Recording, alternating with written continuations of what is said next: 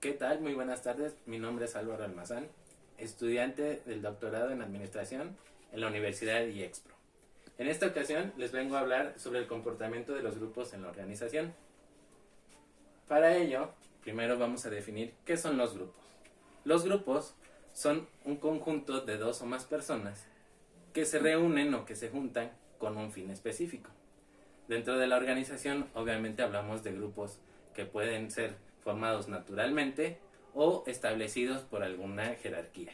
Como podemos ver, dentro de los grupos se encuentran los grupos formales, que son los que, como ya decía en un principio, son los que se conforman debido a que su tarea ya está establecida dentro de la organización. Es decir, ellos ya tienen una tarea específica, un movimiento o alguna actividad que ya está establecida y que es de importancia para la empresa.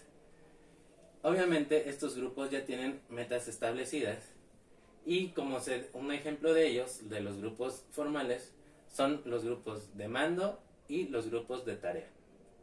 Por otro lado, como ya decía, la naturaleza misma del hombre es formar grupos, estar dentro de ellos, pues no necesariamente con un fin que sea de carácter de trabajo.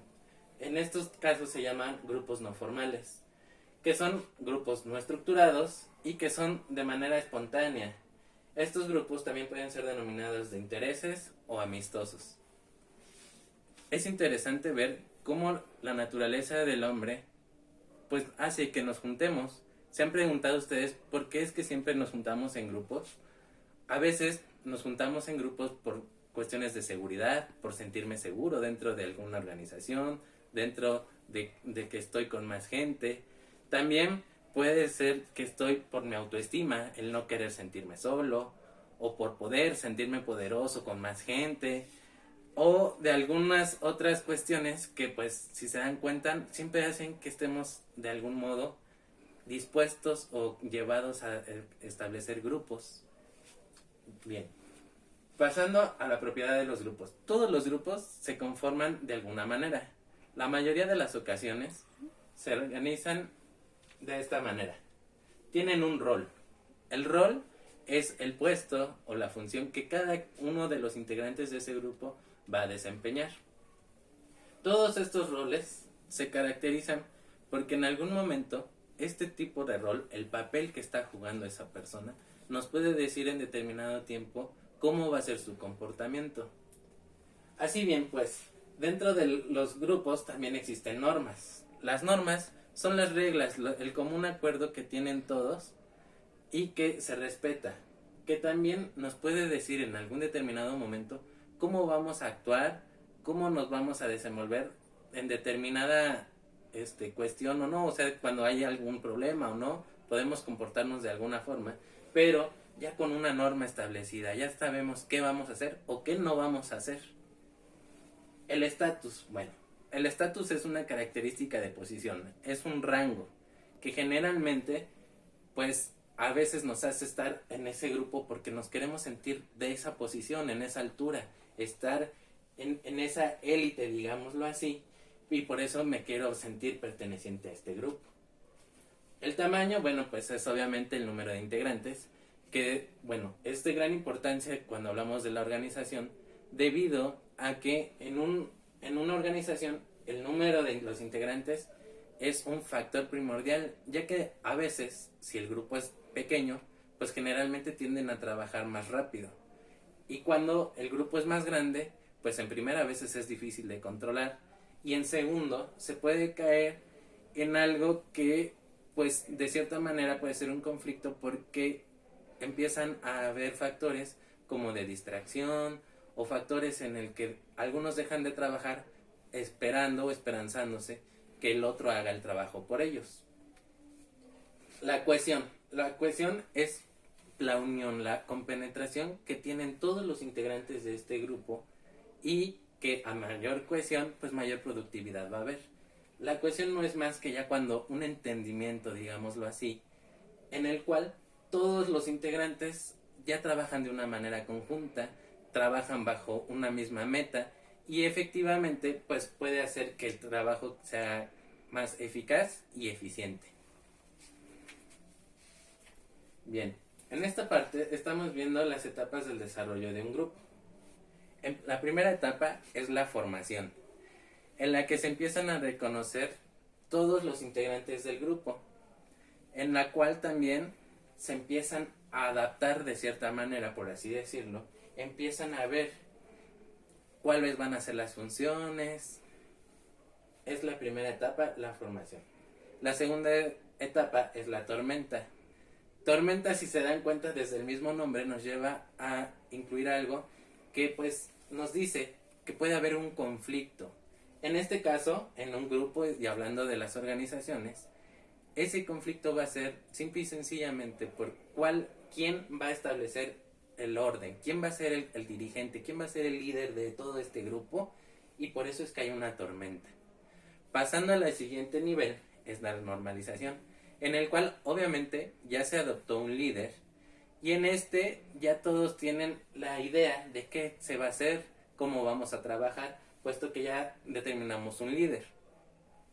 En la siguiente etapa, que es la del desempeño, también llamada la de desarrollo, es la etapa en la que ya estamos en un comportamiento identificado por todos, unificado, y en el cual pues las labores de cada quien, por así decir, pues ya están identificadas, cada quien trabaja de mejor manera, y nos lleva esto último a la última etapa, que es la etapa de terminación, en la cual obviamente pues ya se llevado a cabo la actividad, y que de cierta manera podemos ver que algunos reaccionan diferentes que otros.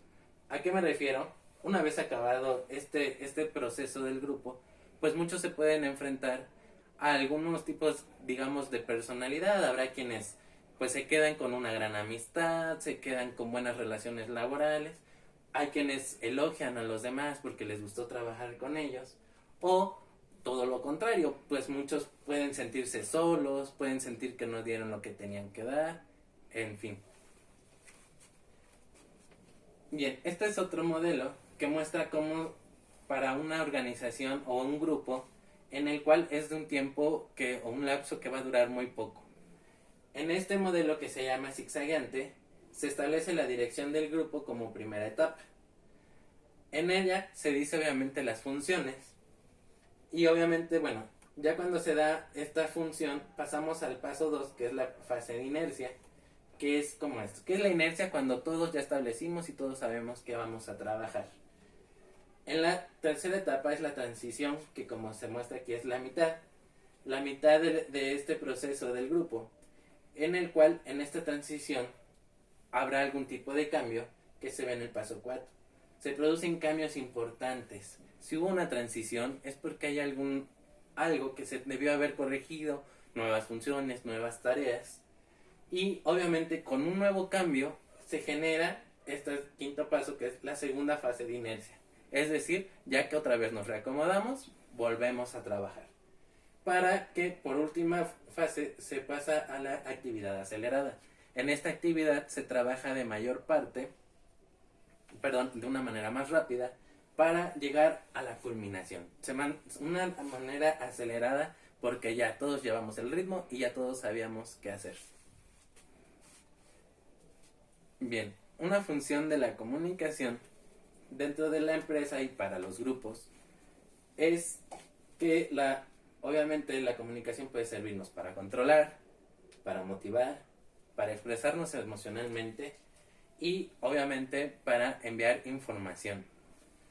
De lo cual, obviamente, toda esta función de la comunicación dentro de los grupos pues es primordial, ya que en ella no solamente nos va a llevar a trabajar de una buena manera, de entenderlos mejor, sino de también, sobre todo en esta parte de recopilar información, nos llevará a lo siguiente, que es la toma de decisiones. La toma de decisiones, como ustedes saben, dentro de la organización es fundamental. De aquí que, bueno, obviamente cuando se toma una decisión en grupo, pues puede tener sus ventajas y sus desventajas, ¿no? La cual me parece a mí que la ventaja más grande es que al haber tantos implicados, la información va a venir de mejor manera, ya que cada uno puede dar su punto de vista y construir una idea fuerte, clara y concisa para tomar la decisión. La desventaja me parece que sería la demora excesiva de tiempo. Es decir, al haber tantos involucrados, muchas veces no se ponen de acuerdo tan fácilmente, ni tan rápido.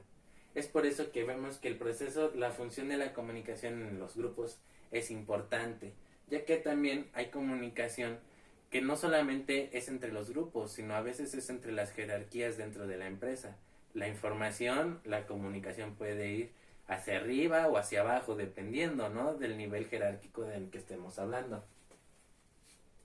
Bien, ya para terminar y concluir con este tema, me parece a mí que irremediablemente en todos los ámbitos hay grupos. Establecemos grupos porque es nuestra naturaleza. Siempre vamos a estar en grupos, pero es primordial que el ejecutor de las órdenes, el directivo, el líder, le saque provecho a estos grupos de trabajo, porque en ellos va a encontrar la mejor fuerza para hacer que sea la empresa muy exitosa, o que en dado caso pues los trabajos se realicen de mejor manera y de manera conjunta. De mi parte ha sido todo. Agradezco mucho su atención. Hasta luego.